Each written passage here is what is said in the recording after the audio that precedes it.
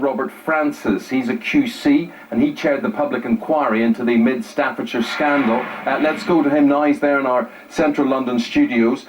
Sir Robert, what are you hoping for? How can you encourage this? Well, what's shocking is that according to the NHS staff survey, some 28% of NHS staff are afraid to speak up because of what they fear are the consequences to them. And I've got to look for methods of making sure that fear is removed. So what I want to do is to hear from all those who work in the NHS who think they have experienced good and bad practice in relation to raising concerns, and their ideas about how the system can be improved in the future. And they can do that either by writing to me or through our website.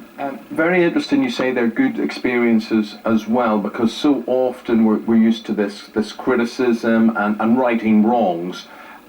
What do you hope will come out of the good experiences?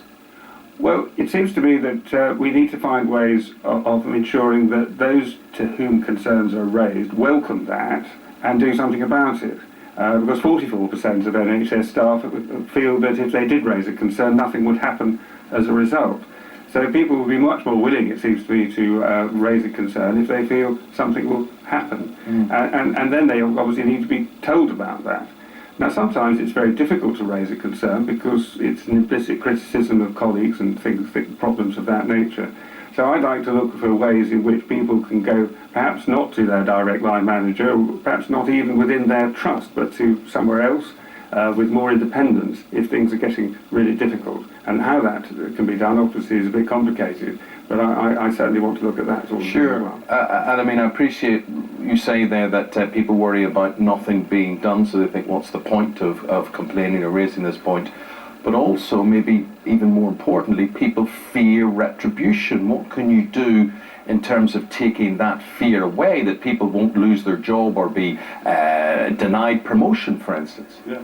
Well, there are far too many stories out there of people who say they've suffered in this sort of way.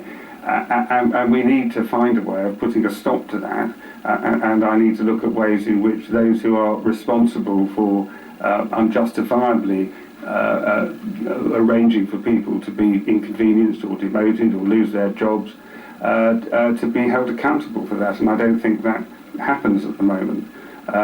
We need to make sure that there isn't a legal culture which promotes conflict rather than resolution of these things. These aren't easy things to achieve, and that's why I need a lot of help, I think, from those who work in the system and know about it as to how we can make things better for it. Because if we don't do that, I'm afraid there is a danger to patients, there's a danger to the public purse, because there will be people out there who know things they are afraid to tell us, which relate to patient safety and the safety of the public purse. Good luck with your work, Sir Robert. Thank you very much indeed for your time this morning. That's Sir Robert Francis. What do you think about what he's saying? Would you whistleblow within the NHS? Would you think that it wouldn't affect your career prospects? Do you think anything will be done about it? You can text, you can email, you can tweet at Eamon Holmes or at Sunrise Isabel as well. Let's get into the news.